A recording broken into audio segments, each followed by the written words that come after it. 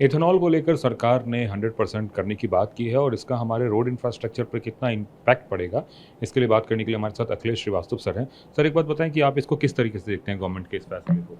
जी, ये एक बहुत रिवोल्यूशनरी फ़ैसला मैं बोलूँगा। ये पॉलिसी चेंज नहीं है। ये एक तरह से इंडिया की एनर्जी सॉवरेनिटी है।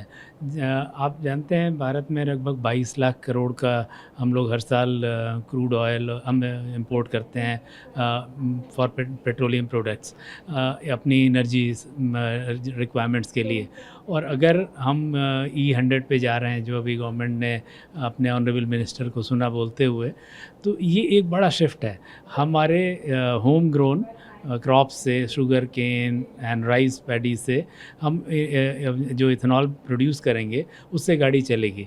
और इसके लिए अब हमारी इंडस्ट्री भी रेडी है, क्योंकि आपने सुना होगा मारुति ने अभी एक अपने बिल्कुल जो उनकी सबसे छोटी वाली व्हीकल है वैगनार, उसमें भी 100% एथेनॉल यूज़ किया है E100।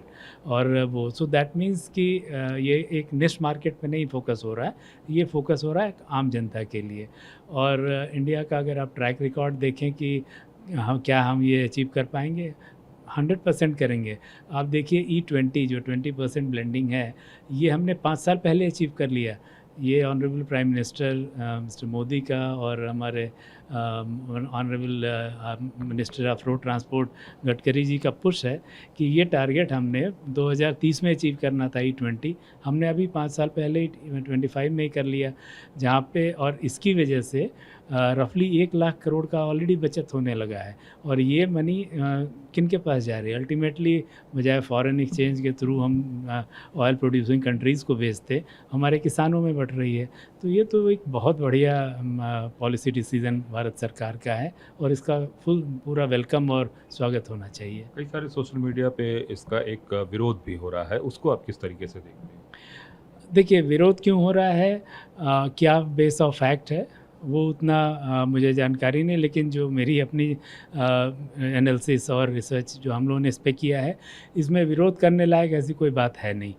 आप विरोध किस लिए करेंगे? क्या हमारे यहाँ पैदावार नहीं है? क्या हम इथेनॉल प्रोड्यूस नहीं कर सकते? ऐसा नहीं है।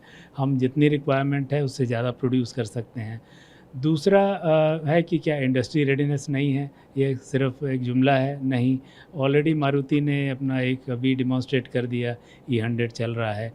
क्या हमारा ट्रैक रिकॉर्ड नहीं है? वो भी गलत है। ट्रैक रिकॉर्ड हमने जैसा बताया, हमने 5 साल पहले ही अचीव कर लिया। तो इंडिया फुली गियर्ड अप है, फिर हम क्यों दूसरे कंट्री पे डिपेंडेंसी रखें अपने उसकी? इंजन पे भी कोई प्रभाव पड़ता है ब्लेंड होने से? जी, इंजन पे थोड़ा फ़र्क पड़ सकता है, क्योंकि जो हमारे करंट इंजन है वो शायद इसके लिए E85 और E100 के लिए उतने कॉम्पैटिबल नहीं हैं। E20, E25 तक तो ये इंजन आराम से चल रहे हैं, फुली टेस्टेड हैं ARRI और ICAT में, उसमें कोई चैलेंज नहीं है।